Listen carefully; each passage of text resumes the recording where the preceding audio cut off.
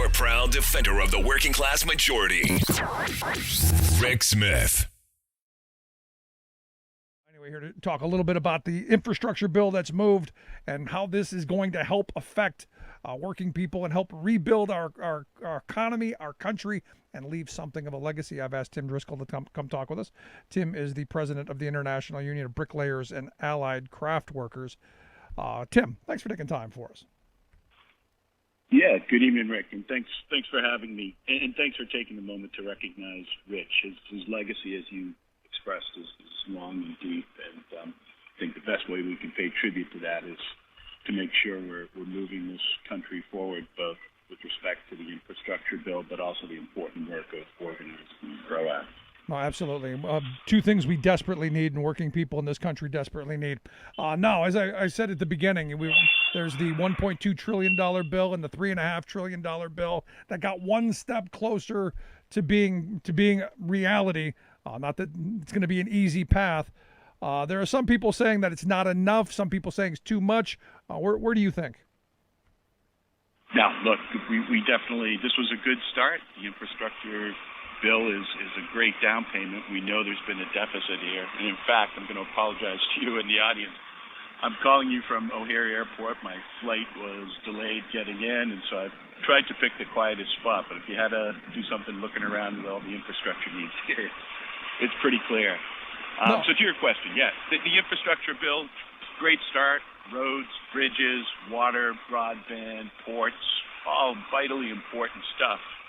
But at the end of the day, we've got to remember that all these roads and bridges are to get you somewhere, right? That's to get you to your health care, to get you to your schools, to get you to your housing, your communities.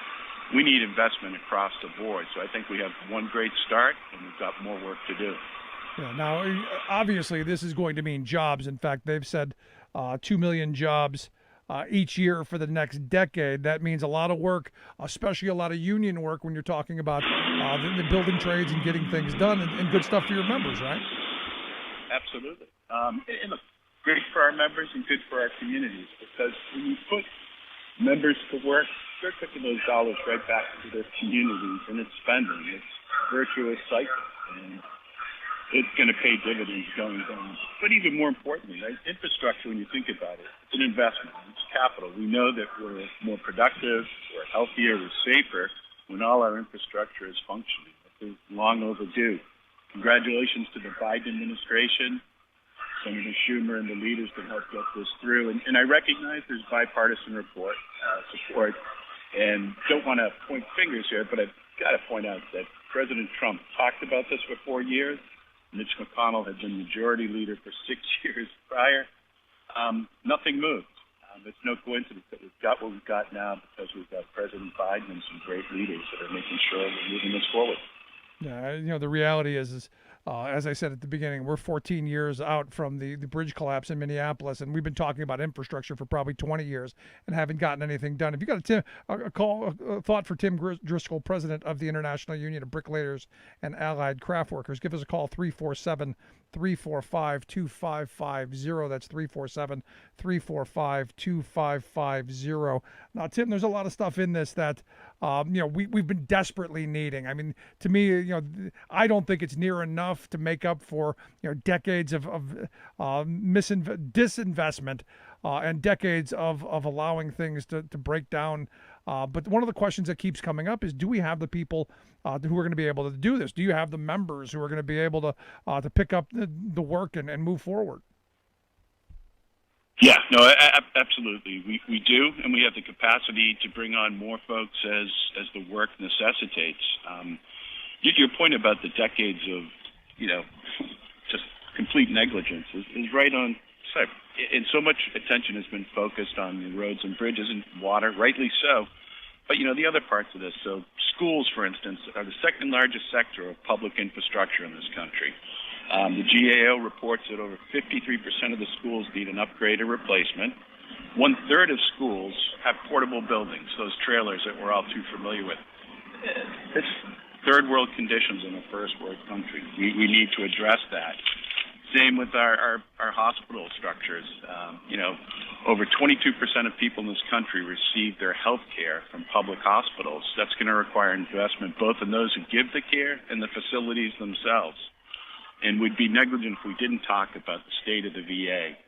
VA facilities right now, on average, are 54 years old. Not surprising since the boom in VA building happened after World War II. But we owe it to the veterans, not just World War II, the Vietnam veterans. The veterans, over 4 million now, post 9/11, that have desperate care needs, and we've got to step up and do that. And that's all part of infrastructure. We've got to understand infrastructure broadly that supports the entire community. Oh, absolutely. And, when you talk about our medical infrastructure, especially during a pandemic and where we're at now, I look at Mississippi that, they just said that they know when their healthcare system's about to collapse because of the mass influx of people into it. And the fact that we don't have the ability to immediately ramp up is kind of concerning.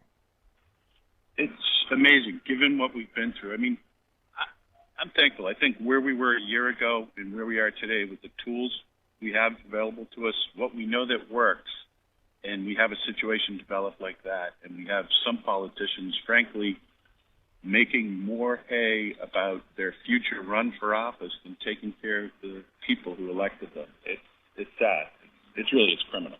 Yeah, no, I'm looking at this legislation, and I'll be honest, I was thrilled at the fact that they were able to keep the prevailing wage in the $1.2 trillion bipartisan plan, except for the broadband, which I'm a little ticked off. I'm really ticked off about. But the fact that got 19 Republicans to vote to leave prevailing wage of the Davis-Bacon in place, I think is an important part, because we're going to now make those jobs that will be created out of this good family-sustaining jobs. Yeah, absolutely.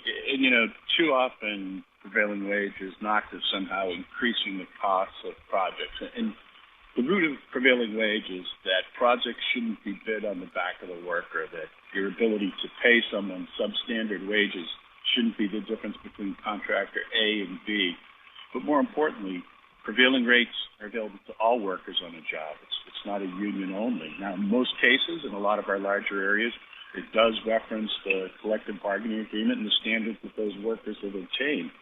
But at the end of the day, it supports the ability of a worker to live in that community and contribute back to the community. And we were encouraged to see, a minority of Republicans, again, nowhere near the majority of their own caucus. I think in some cases they held their nose and voted, but they did the right thing. I hope we can count on a few crossing the lines and doing similar for us on the Build Back Better bill that President Biden's going to be pushing now. Yeah, because for me, the idea of having this big investment, great, we're going to get better roads and bridges and better water infrastructure and better all the things that we need, better broadband access, all that stuff. But if we're not creating quality jobs out of it, if working people aren't getting better opportunities, better, then it's not that great of a deal. Absolutely. I mean, at the end of the day, we don't build these structures as monuments to civic glory. We do this because it helps support the community. Couldn't agree more. Yeah. Tim, I'm going to let you get back to your flight. Obviously, in infrastructure, we need to do a little bit better. I hope you'll come back and talk to us again down the road. Keep up the great work. I appreciate you taking some time for us, and be safe. Appreciate it, Rich. Thanks. Take care. Good stuff. Tim Driscoll, president of the International Union of Bricklayers and Allied Crafts. Again, you got a question, comment, something on infrastructure, I want to hear it. You can call us right here at 347-345-2550 if you've got a thought. And I know there's going to be something that we don't like. This isn't perfect. Like I said, the broadband thing really has me ticked off. The fact that the lobbyists were able to carve that out as a huge sweetener for the tech industry, I got a problem with that. But it doesn't mean we don't get it done. It means we fight to reclaim some of that. Again, I'd love to hear your thoughts.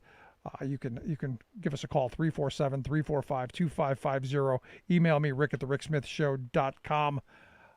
Make sure during the week, make sure you check out our regular weekday programs, 9 to 11 p.m. every weekday on Progressive Voices Network, also thericksmithshow.com. You can follow us on Twitter, all of that stuff at Rick Smith Show. Quick break, right back. I'm Rick Smith, and this is Labor History in 2.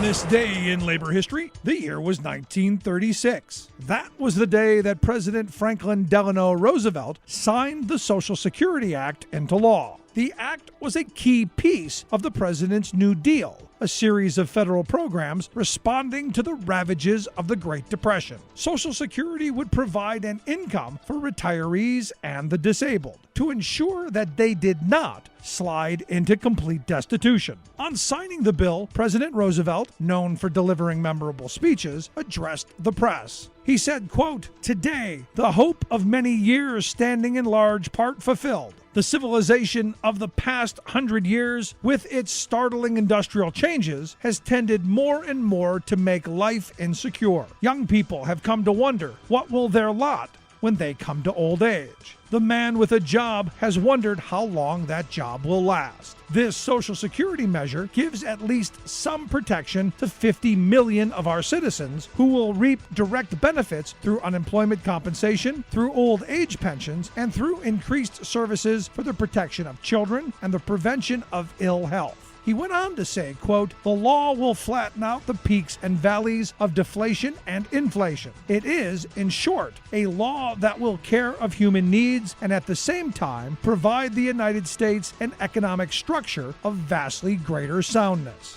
Over the past few decades, politicians have increasingly sounded the alarm that Social Security will not remain viable as the large baby boomer generation retires and draws benefits. Yet despite those who seek to attack Social Security, it remains a bedrock of the social safety net for millions of Americans. For more information, go to laborhistoryin2.com, like us on Facebook, follow us on Twitter @laborhistoryin2.